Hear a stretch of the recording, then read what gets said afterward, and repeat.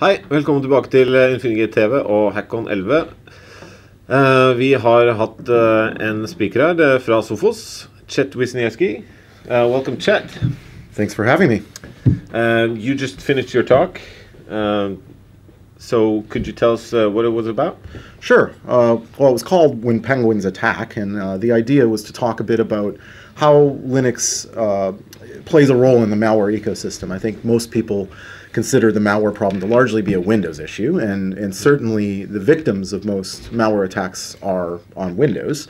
But of course, because Linux powers so much of the internet infrastructure and web servers and things like this, it's a favorite for criminals to compromise in order to host their malicious content to harm Windows users.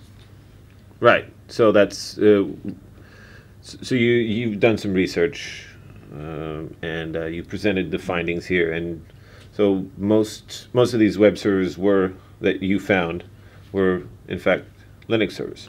Yeah. So or Linux machines running.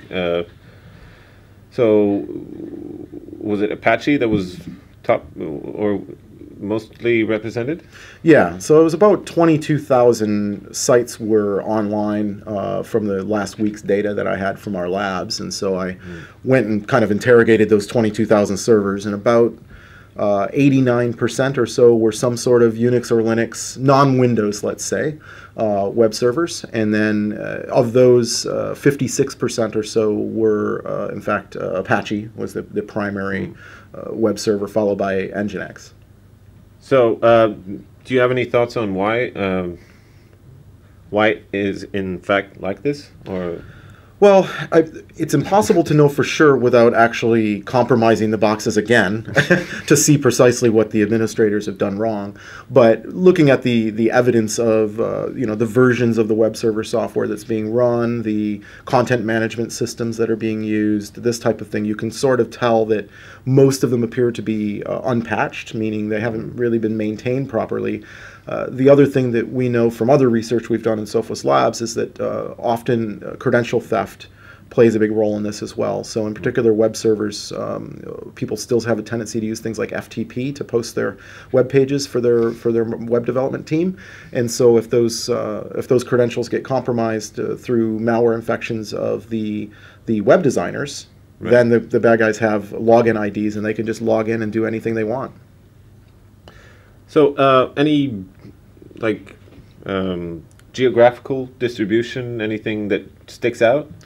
A little bit, yeah. I mean, we certainly see the sites hosting the actual malicious content have a tendency to be mostly in former Soviet republics and a lot in China as well. So those are the sites that actually host the malware. Yeah, the actual viruses themselves. Repositories. And, yeah, the malware repositories and also the exploit kits. So when we look at most web attacks today are utilizing a sort of a cocktail of attacks against things like Flash, Firefox, Internet Explorer, Chrome, etc. And so the actual harmful content has a tendency to be on a different server than what the victims are visiting, right? So you visit an honest website that's been that has a flaw, and then it redirects you somewhere that's dangerous, that's hosted by a criminal. And these sites with flaws, they're mostly located in other countries. Yeah, I mean they're all over the world. They're pretty evenly spread out. But not maybe as the same countries as the ones hosting the malware. No, yeah, precisely. And again, there's been other research that's been done, published at conferences like Black Hat and DEF CON that's shown a lot of malware specifically designed where it won't infect people where the actual criminals are, because usually if you start harming your friends and family and neighbors, the police come knocking, and if you're only attacking foreigners in many countries, it's not worth trying to prosecute. And these things are really hard, right? Even if you are in a Western country, getting foreign governments to cooperate in police investigations is really complicated, time-consuming. So you have to be a pretty big criminal operation for the police to bother. And I think a lot of people count on that as well. So any tips on what we can do to contribute to minimize this? Or well, yeah, I think there's a couple things that I think aren't that difficult if we just gotten a little better habits when we're deploying web services that would help protect the community better. One is, of course, patching, and we're pretty good at patching Windows, and I think the data suggests that that's working because automatic update works. Yeah, I mean Patch Tuesday is something everybody does, and usually if you deploy a Windows server, you're also aware of the risks that Windows has from malware, and therefore you put extra security precautions in place. And Windows represents about 30% of the websites in the world that are hosted on a Windows server, and yet in my data, only 11% of the malicious sites were on Windows. So it kind of suggests that what we're doing with Windows, while not eliminating the risk, certainly lowers it. So if we could apply those same practices that we do for Windows to our Unix environments and Linux environments, we would likely reduce the numbers dramatically as well. And probably stop using FTP and...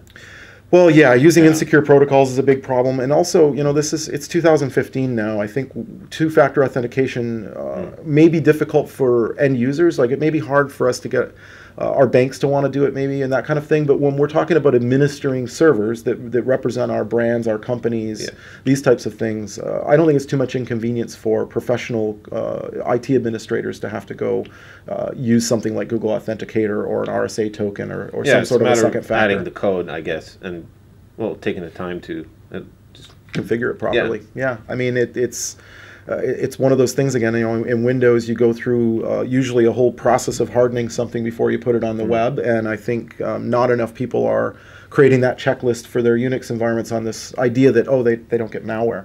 And they may not get Unix malware, but they get Windows malware, and that's a problem, right? And I think we, as people who serve up so much content to the general public, we have a responsibility to do a better job taking care of our stuff, so that we don't help the criminals spread their filth around.